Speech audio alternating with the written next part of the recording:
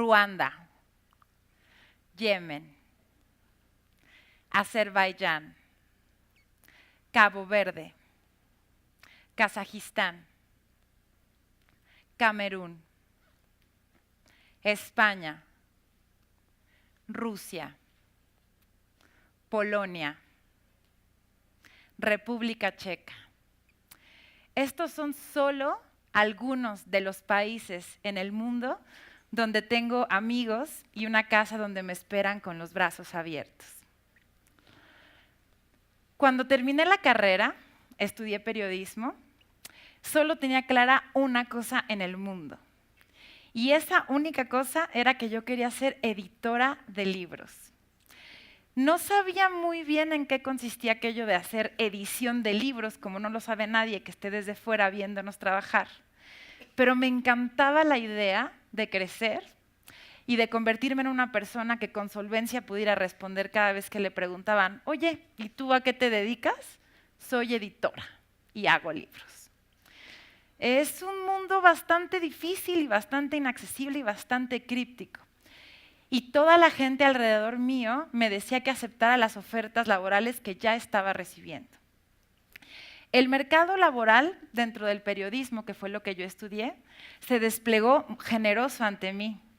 Varios diarios de circulación nacional me abrieron las puertas para tener puestos bastante dignos.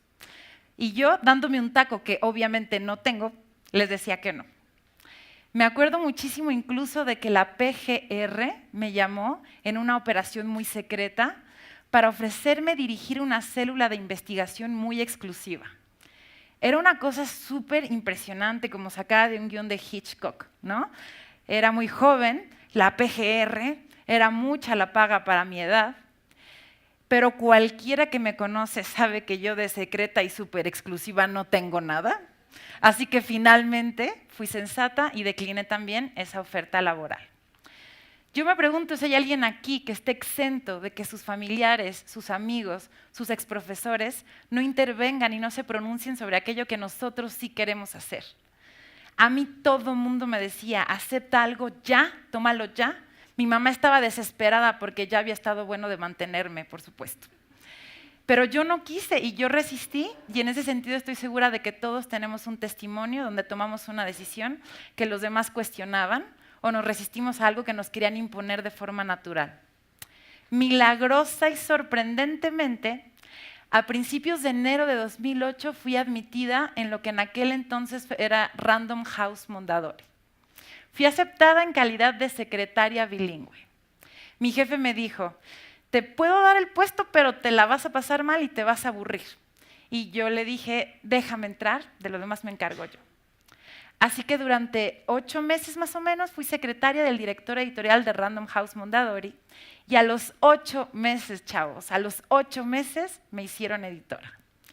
Entonces tenía yo 22 años, que para mí hoy son muy pocos y para ustedes seguro son un montón, y estaba editando autores de la talla de Alejandra Pizarnik o Stephen King, Isabel Allende, George R.R. Martin, Juan José Arreola, Simone de Beauvoir, Carlos Monsiváis. Estaba ahí, tenía 23 años, estaba haciendo lo que más me gustaba en el mundo, pero algo me faltaba y de pronto me entró, ¿no?, esta sensación de que no era posible que yo estuviera publicando estos libros que hablaban de universos increíbles a los que yo nunca había tenido acceso.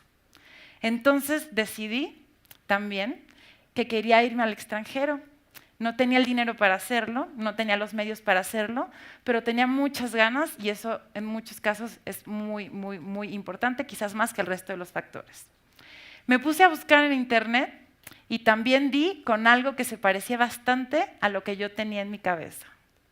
Se llamaba Master of Arts in Euroculture. Y era un programa que además de convertirte en un experto en la política, la sociedad y la economía de la Unión Europea, te permitía estar en 3 universidades increíbles alrededor del mundo. La primera era la Universidad de Deusto, en Bilbao, en el País Vasco. La segunda era la Universidad de Groningen, en Holanda.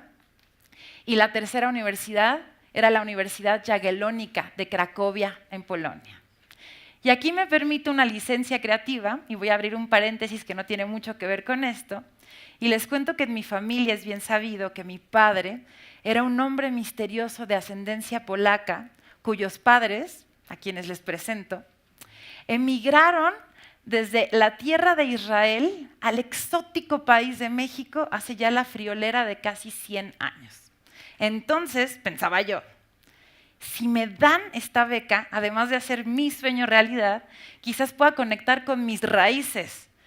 Fui tan ingenua que incluso pensé que aprendería polaco, imagínense. Así estaba yo cuando en 2009 recibí la mejor noticia del mundo. Fui aceptada para el Master of Arts in Euroculture. Este es el correo que me mandaron en aquel entonces y yo trabajaba en una covachita ahí debajo de 7 cajas y grité tan fuerte en la oficina que mi jefe, que es un español adorado, fue a decirme, ¿pero qué coño te pasa? ¿no? Presenté mi renuncia y no solo en ese momento estaba renunciando al trabajo de mis sueños, habiendo logrado meterme a un universo que era críptico, que era inaccesible, que era duro, sino que en ese momento me ofrecían triplicarme el sueldo para que me quedara. A pesar de eso, yo decidí que me iba. Una vez habiendo presentado mi renuncia, ¿qué es lo que yo pensaba que pasaría en este viaje? Pensaba básicamente 3 o 4 cosas. La primera era que me iba a convertir en una experta en la Unión Europea. Teniendo la certeza de que viviría en España, pensaba que me iba a convertir en una experta en todas las convulsiones internas, cuanto más estando en el País Vasco, observando lo que ocurría en Cataluña, entendiendo toda la política esta que está todo el tiempo revolviéndose en España, que es súper interesante, y es un país que nos resulta tan cercano. La segunda cosa que pensé es que me iba a convertir en una experta en todo lo relacionado con Polonia y, por supuesto, que hablaría polaco. La tercera cosa que se me ocurrió fue que quizás, al haberme desprendido de este mundo que es tan pequeño, tendría que renunciar a mi pasión en aras de lo desconocido. Quizás tendría que cambiar de rumbo profesional y me parecía que era un precio justo por vivir una aventura tan emocionante. Y lo último que esperaba, que es lo que quizás esperaba con mucha fruición también, era reencontrarme con mis raíces. ¿Qué fue lo que ocurrió? En primer lugar, no me convertí en una experta en la Unión Europea. Sí, pero no tanto como me convertí en una experta de México, mi país, al que desde la distancia aprendí a ver con mirada crítica, con más compasión, con más empatía, con más cercanía y con mucho más amor. Nunca, como estando lejos, valoras más lo que tienes aquí y aprendes a entender desde fuera lo que la gente piensa de México y lo que México representa en el mundo, que, chavos, no es poca cosa, ¿no? En segundo lugar, evidentemente no aprendí polaco y mucho menos me reencontré con mis raíces, pero descubrí cosas que hoy no tienen precio y que efectivamente cambiaron mi vida. En primer lugar, nada como viajar y como exponerte a un entorno multicultural como para romper prejuicios, nacionalismos, ideas preconcebidas y estereotipos. Los prejuicios, los estereotipos y los nacionalismos se nutren de la ignorancia. Y la ignorancia solamente se rompe de 2 formas. Una es leyendo y la otra es viajando y exponiéndote a lo desconocido y tendiendo puentes a partir del entendimiento y la empatía y no desde el juicio, ¿ok?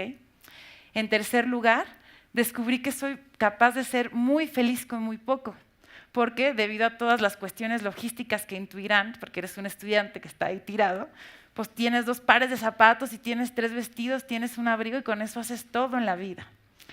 Y nunca como antes, con tan pocas pertenencias materiales, fui tan libre y tan feliz.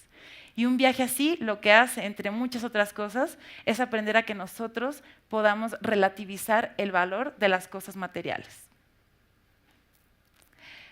Esta es una gráfica para ilustrar lo que les decía, que es, en realidad las expectativas casi nunca se parecen a la realidad.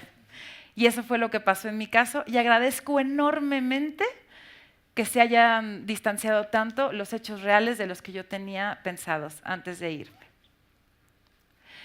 No solamente ocurrió todo esto que les conté, sino que ahora le vamos a meter un poco de jiribilla a este discurso y les voy a contar las cosas que aprendí gracias a este grupo, que como ven era multicultural y me nutrieron de un montón de conocimiento, de cosas que además hoy sirven no solo para conversar, sino para impresionar en una cena. Entonces, por ejemplo, aprendí que en Irak la mayoría de los matrimonios es entre primos, primeros o segundos. También aprendí que la mayoría de los ingleses y de los irlandeses descienden de iraquíes que eran campesinos y que migraron a esa zona hace muchísimos años. Entonces, si hoy analizamos el discurso cosmopolita y global de lo que ocurre en aquellos territorios, te das cuenta de que hay muchas más vueltas que darle de las que pensamos. En Irak está prohibido comer con la mano izquierda, porque en esos países la mano izquierda es sucia y es indigna. Así que si quieres comer tiene que ser con la mano derecha. Y otra cosa es que si algún amigo iraquí te invita a comer, si tú comes con la mano y le entras a todo y dejas a un lado los cubiertos, el tenedor y la cuchara, eso quiere decir que lo que te están dando es delicioso. Con lo cual, ahí tienen un buen consejo. Si se topan con un iraquí, coman con la mano, pero siempre la derecha. Otra cosa muy interesante es que a los antiguos iraquíes les debemos el miedo a los gatos negros, la idea de que podemos leer el futuro en las estrellas y la medición del tiempo en periodos de 12 horas para separar el día de la noche. Kazajistán. Kazajistán, que es un país enclavado allí en Asia, es el 9º país más grande del universo, con una de las densidades poblacionales más bajas del mundo. Hay solamente 6 personas por cada 3 kilómetros cuadrados. Kazajistán representa en su densidad poblacional 120 nacionalidades. Fue el primer país en la historia en domesticar y montar caballos. En la historia, en el mundo. Y por si todo esto fuera poco, no hay ninguna gran fiesta kazaja donde no se coma caballo. Y la cosa que sí se pone un poco más peliaguda es que cuando tú vas a la casa de una familia kazaja, al cliente se le sirve lo que se espera de él y no lo que pida. Y con esto quiero decir que si tú vas a comer a la casa de una familia kazaja y se espera que tú seas quien más hable, te sirven la lengua. A los niños, como de ellos se espera que escuchen y que pongan atención, siempre les toca, se los dejo a ustedes, la oreja, por supuesto. Ruanda. Ruanda es el país que lidera la revolución digital en el continente africano. Ruanda es el país en el mundo con más mujeres en el Parlamento. Es un país con una cosmovisión primerbundista enclavada en un continente que no acabamos de entender. Ruanda, además, es un país donde te toma 48 horas abrir y echar a andar un negocio y funciona.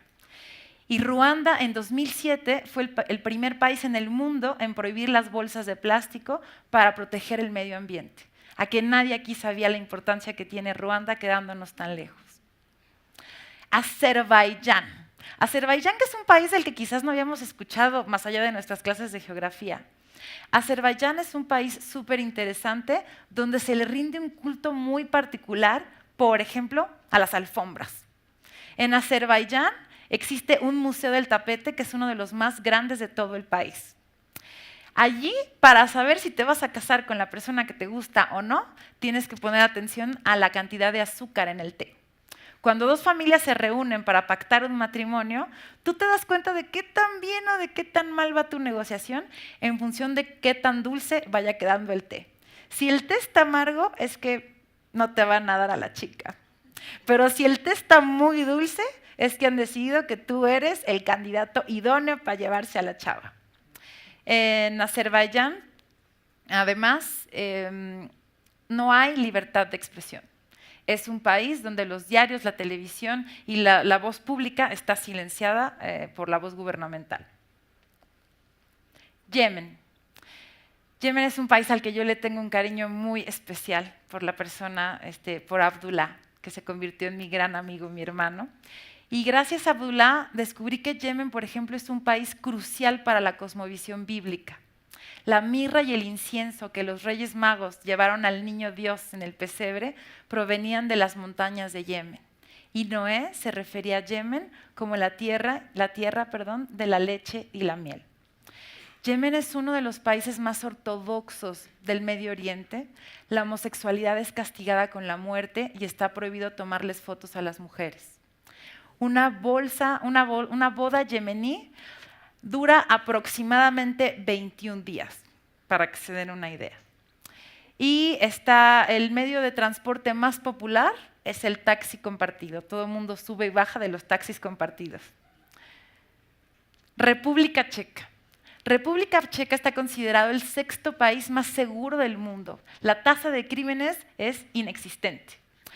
El Castillo de Praga, al que les deseo con todo mi corazón que puedan ir, que puedan visitar, que puedan estar ahí, es el castillo más grande de Europa con más de 700 habitaciones. En la República Checa, las marionetas y los títeres son una de las manifestaciones culturales más importantes del país. Eso es súper interesante cuando estás ahí y ves marionetas por todas partes. Y finalmente les diré algo que debiera confortarnos a todos, porque República Checa tiene el consumo de cerveza per cápita más alto del mundo, con lo cual no somos los mexicanos. En el terreno profesional, escribí una tesis sobre el precio fijo del libro, sobre las disparidades de las políticas culturales en cada uno de los países donde tuve la oportunidad de estar.